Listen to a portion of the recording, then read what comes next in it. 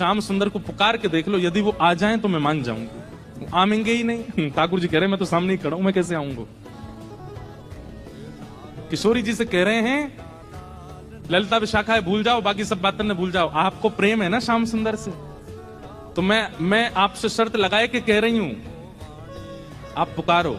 और यदि श्याम सुंदर आपके सामने आए गए तो जीवन भर आप दोनों की चाकरी करूंगी। ये श्यामा सखी को वचन है आपके लिए, बुलाए लो।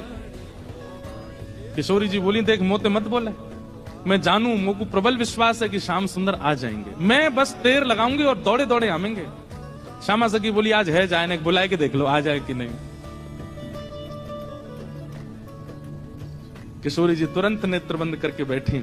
नेत्र बंद करके किशोरी जी स्मरण कर रही हैं श्याम सुंदर को, और जब कह रही हैं कि हे श्याम सुंदर मैं तो आपकी दासी हूं, जबकि ये बात गलत है। ठाकुर जी दास मानते हैं अपने आप को किशोरी जी के चरणों का, लेकिन आज किशोरी जी ने वास्तव में तो बात यह है कि जैसे ही नेत्र बंद किए हैं किशोरी जी ने और स्मरण करना प्रारंभ किया, कहां है श्याम सुंदर, कहां है मेरे प्राणनाथ, कहां है मेरे जीवन धन।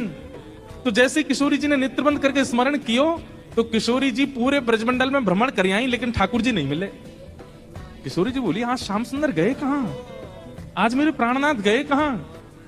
और ध्यान लगा करके देखो, श्याम सुंदर किसी गिरी कुंज में तो नहीं बैठे, कहीं यमुना तट पे तो नहीं बैठे, कहीं दूर तो नहीं चले गए,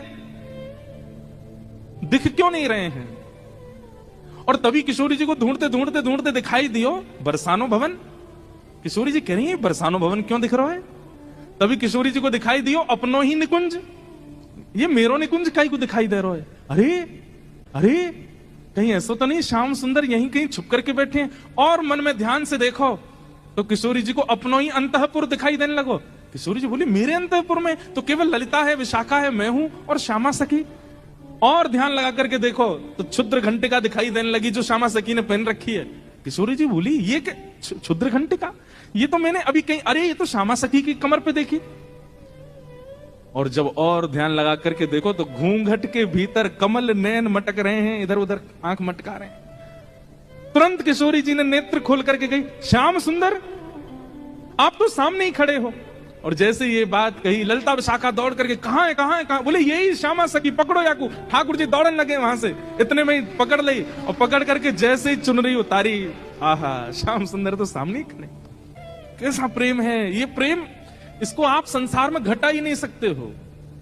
अब तो ललिता विशाखा पकड़ करके खड़ी हैं और ठाकुर जी की ऐसी बेणी, आहा